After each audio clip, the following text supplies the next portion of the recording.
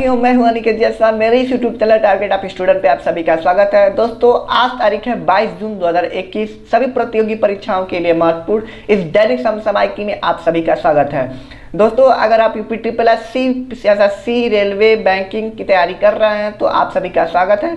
दोस्तों, आज की क्या महत्वपूर्ण खबरें होने वाली हैं हम लोग उसको देखेंगे। आइए दोस्तों, पहला क्वेश्चन महत्वपूर्ण खबरें क्या बनती हैं हम उसको देखते हैं कि पहला क्वेश्चन क्या है। दोस्तों, पहला क्वेश्चन है 21 जून 2021 को विश्व स्तर पर अंतर्राष्ट्रीय योग दिवस का आयोजन किया गया। यह आयोजन कौन सा था? तो दोस्तों, जैसा कि हमने कल 21 जून 2021 को योगा दिवस मनाया है और यह कौन सा योगा दिवस था? तो 7वां योगा दिवस था। ठीक है, और योगा दिवस की शुरुआत 21 जून 2015 से की गई थी।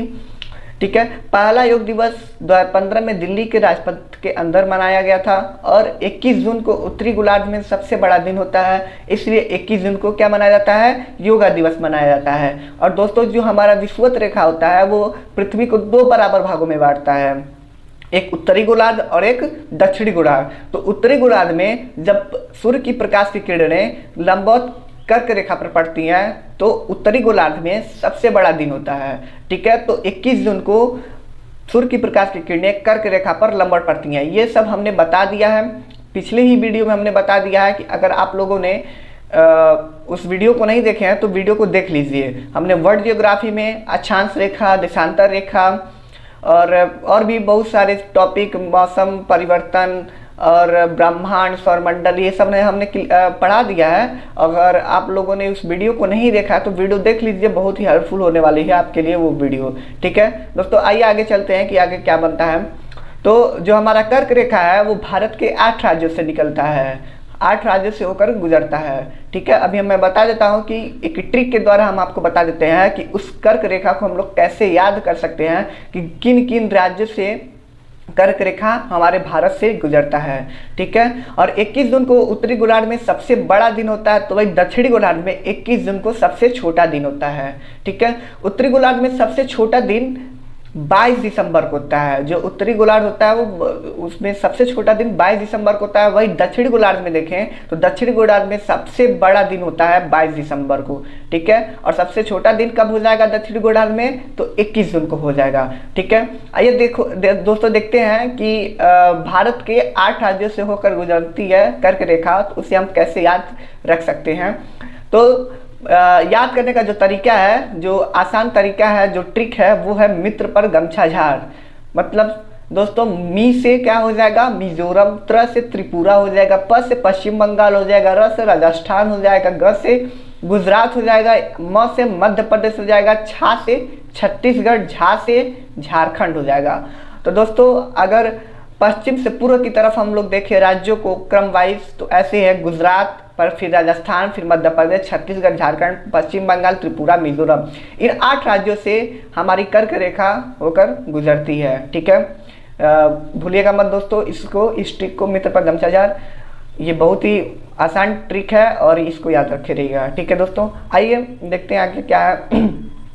जब सूर्य के प्रकाश की किरणें भूमध्य रेखा पर लंबवत पड़ती हैं। ठीक है, जब सूर्य की प्रकाश की किरणें भूमध्य रेखा पर लंबवत पड़ती हैं तो दिन और रात बराबर होती हैं। यानी जब सूर्य की प्रकाश की किरणें जब विषुवत रेखा पर पड़ती है तो दिन और रात क्या होती हैं? बराबर होती हैं। दिन और रात जब बराबर होती हैं तो उसे हम विषुव कहते हैं। ठीक है, दिन और रात बराबर की स्थिति साल में 2 बार होती है, एक 21 मार्च को, एक 23 सितंबर को।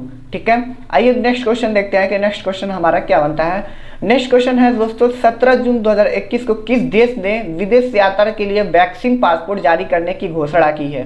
तो दोस्तों, जापान ने क्या किया है कि वैक्सीन, अगर कोई जापान का कोई नागरिक है वहाँ अगर कोई विदेश जा रहा है तो उससे वैक्सीन पासपोर्ट दिया जा रहा है। और क्यों दिया जा रहा है? क्योंकि जापान में टोक्यो ओलंपिक स्टार्ट होने वाला है, इसी के चलते वो सर्टिफिकेट दिया जा रहा है। ठीक है, तो जापान से जब कोई विदेश जाएगा तो उससे विदेश में एंट्री के लिए जापान उसे टीकाकरण सर्टिफिकेट देगा। जापान ऐसा इसलिए कर रहा है क्योंकि जापान में टोक्यो ओलंपिक होने वाला है। ठीक है, आइए नेक्स्ट क्वेश्चन देखते हैं कि नेक्स्ट क्वेश्चन क्या बनता है। तो दोस्तों, मैं बता दूं जापान के बारे में, जापान के बारे में, तो जापान में टोक्यो ओलंपिक होने वाला है 23 जुलाई 2021 को।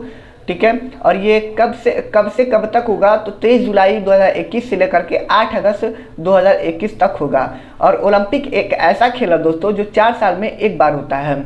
2024 में फ्रांस की राजधानी पेरिस में होगा और 2028 में ओलंपिक लॉस एंजिल्स में होगा जो अमेरिका में है। और 2032 में, जैसा कि हमने कल भी बता दिया है, 2032 में ओलंपिक ब्रिस्बेन ऑस्ट्रेलिया में होने वाला है। ठीक है, अगर आप लोग पिछले भी वीडियो को नहीं देख रहे हैं तो वीडियो को देखते चलिए दोस्तों। अगर अभी तक मेरे चैनल को सब्सक्राइब नहीं किए हैं तो सब्सक्राइब कर दीजिए, क्योंकि ये वीडियो आपके लिए बहुत ज़्यादा हेल्पफुल होने वाली है।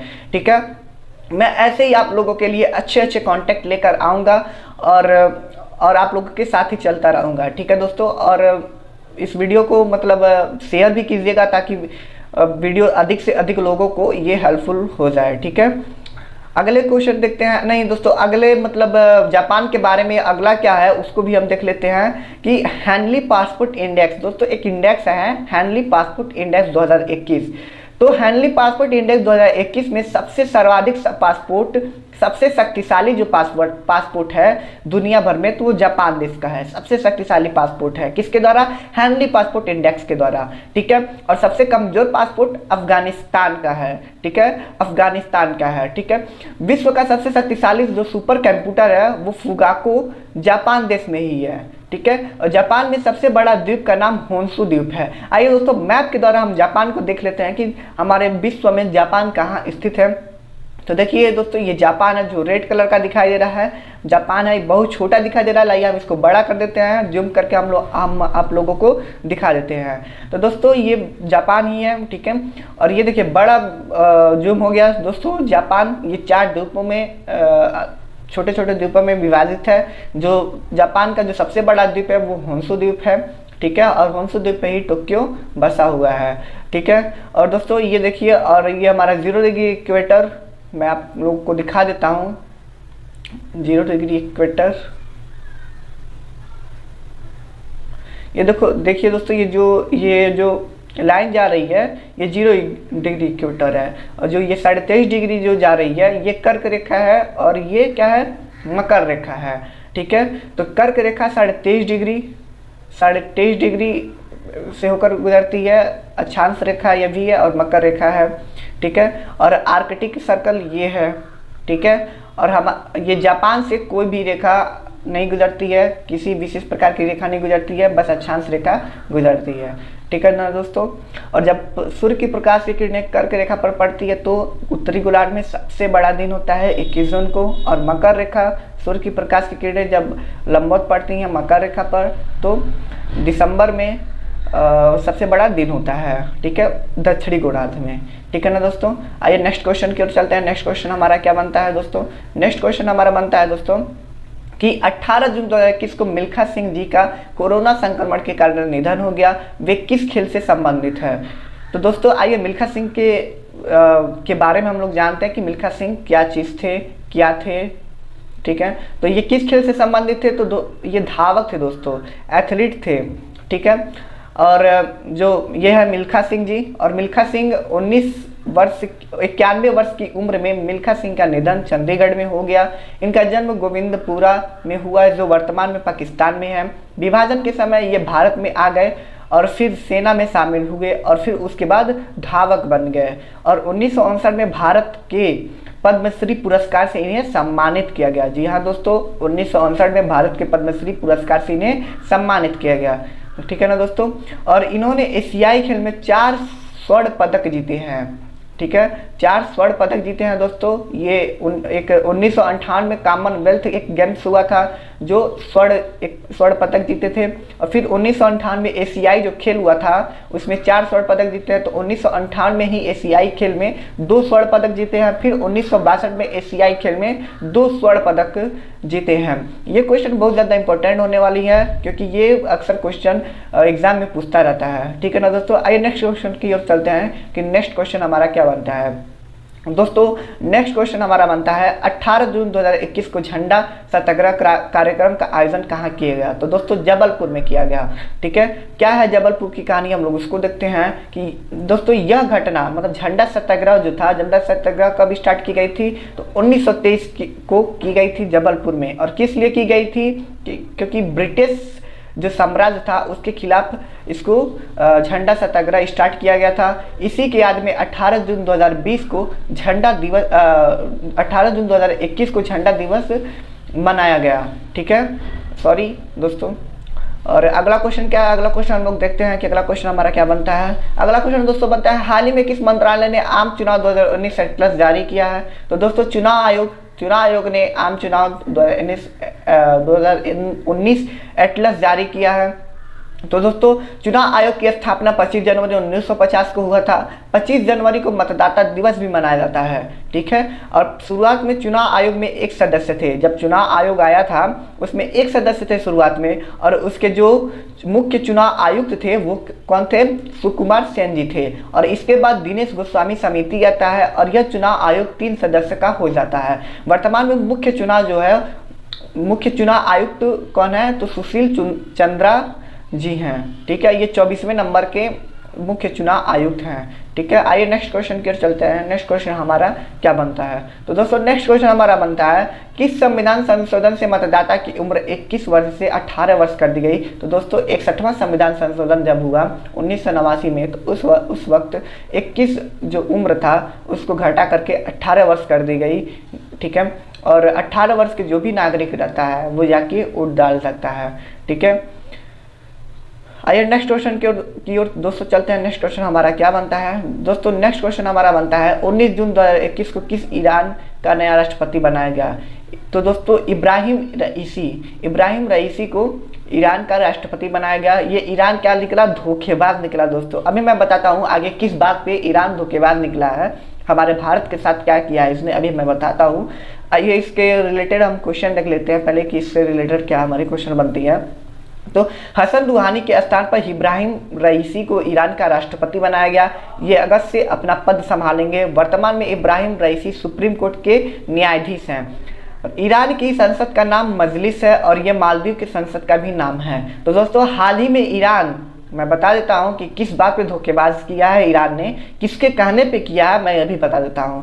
हाल ही में ईरान ने फरजाद गैस परियोजना से बाहर कर दिया, किसको, भारत को बाहर कर दिया। दोस्तों फरजाद गैस परियोजना से भारत को बाहर कर दिया, जबकि फरजाद गैस को कौन ढूंढा था, भारत ही ढूंढा था जो ईरान में था। ठीक है, ये दोनों पे कई वर्षों से ये दोनों ईरान और भारत काम कर रहे थे, लेकिन बीच में चीन को आ जाने से ये ईरान उसके बहकाव में चला गया ईरान, और भारत को क्या कर दिया, अलग कर दिया। ठीक है, बाहर कर दिया इस फरजाद गैस परियोजना से।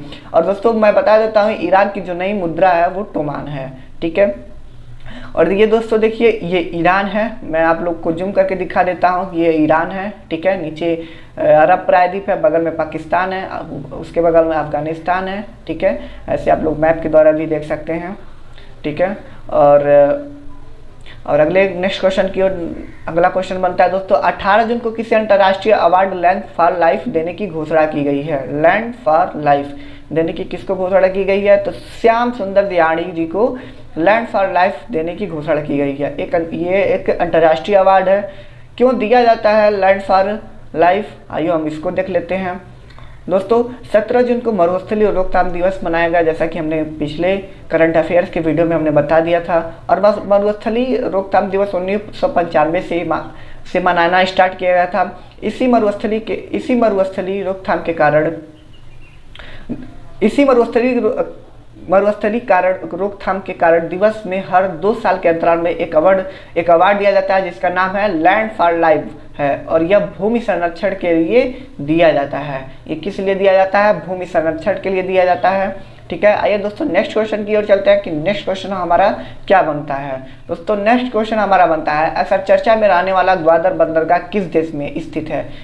तो दोस्तों ये पाकिस्तान में ग्वादर बंदरगाह स्थित है, और पाकिस्तान के बलूचिस्तान चीन के द्वारा एक बंदरगाह बनाया गया जिसका नाम ग्वादर बंदरगाह है। तो दोस्तों चीन के द्वारा ये बंदरगाह बनाया गया है, ग्वादर बंदरगाह, जो बलूचिस्तान में है। और चीन ने एक कॉरिडोर का निर्माण किया है। उस कॉरिडोर से क्या करता है, व्यापार करने के लिए चीन ने इसको ग्वादर बंदरगाह को बनाया है। और हाल ही में पता चला है कि दोस्तों पाकिस्तान में जो मछलियाँ हैं, पाकिस्तान के बलूचिस्तान में जो मछलियाँ हैं वहाँ से पकड़ के चीन लेकर जा रहा है खाने के लिए। ठीक है दोस्तों, चीन को दाल चावल सब्जी नहीं खाने का मन कर रहा है, उसको केवल नॉनवेज ही खाने का मन कर रहा है। केवल कभी चमगादड़ खा रहा है तो कभी मछली खा रहा है, फिर से लग रहा है कोई बीमारी वायरस ज़रूर लाएगा ये, इस पर कोई भरोसा करने के लिए उम्मीद नहीं है कि इसको भरोसा किया जा सकता है, ठीक है। और सब देश को ये ठगा है, कौन सा ऐसा देश नहीं बचा है जो इसने ठगा नहीं है। अभी ईरान को भी जल्दी ठगेगा, क्योंकि उसको अभी नहीं पता है कि चीन कैसा है। श्रीलंका को ठगी ही दिया और पाकिस्तान को भी ठगेगा जल्दी ही। तो दोस्तों अगले नेक्स्ट क्वेश्चन की ओर चलते हैं। नेक्स्ट क्वेश्चन हमारा क्या बनता है दोस्तों? नेक्स्ट क्वेश्चन हमारा बनता है, अक्सर चर्चा में रहने वाला पार्कर 16 प्रोब मिशन को किस अंतरिक्ष एजेंसी द्वारा लॉन्च किया गया? तो दोस्तों नासा के द्वारा पार्कर 16 प्रोब मिशन अंतरिक्ष एजेंसी में लॉन्च किया गया है, ठीक है। ये भी महत्वपूर्ण क्वेश्चन बनने वाली है। तो दोस्तों ये माफ़ कीजिएगा दोस्तों, ये वीडियो थोड़ा ज़्यादा बड़ा हो गया है, इसके लिए मैं माफ़ी चाहूँगा। मैं चाहता था कि 10 से 15 मिनट में कम से कम 10 मिनट में ये 10 क्वेश्चन हम लेकर के आए और अच्छे से इसका एक्सप्लेन कर दें। इसके लिए मैं माफ़ी चाहूँगा दोस्तों। उम्मीद करता हूँ दोस्तों कि ये वीडियो आप लोगों को पसंद आया होगा। अगर पसंद आया होगा तो आप लोग इस चैनल को सब्सक्राइब कीजिएगा, बेल आइकन दबा दीजिएगा, लाइक कीजिएगा, कमेंट कीजिएगा, शेयर कीजिएगा, ठीक है दोस्तों। मैं एक बात बता देता हूँ कि दोस्तों स्वस्थ मस्तिष्क का विकास तभी होता है जब स्वस्थ शरीर होता है, अर्थात व्यक्तित्व का विकास तभी होता है जब स्वस्थ शरीर होता है। व्यक्तित्व का विकास करने के लिए हमें स्वस्थ शरीर रखना अति आवश्यक है दोस्तों। तो दोस्तों जैसा कि कल योगा दिवस मनाया गया, तो मैं आप लोगों से गुजारिश करूँगा कि आप सुबह 5 बजे उठ के डेली आधा घंटा समय निकाल करके योगा जरूर किया करिए, ठीक है दोस्तों। तो दोस्तों आज की इस वीडियो में इतने ही रहने देते हैं, मिलते हैं नेक्स्ट वीडियो में। तब तक के लिए आप लोग मस्त रहिए, सावधान रहिए, सतर्क रहिए। Thank you so much.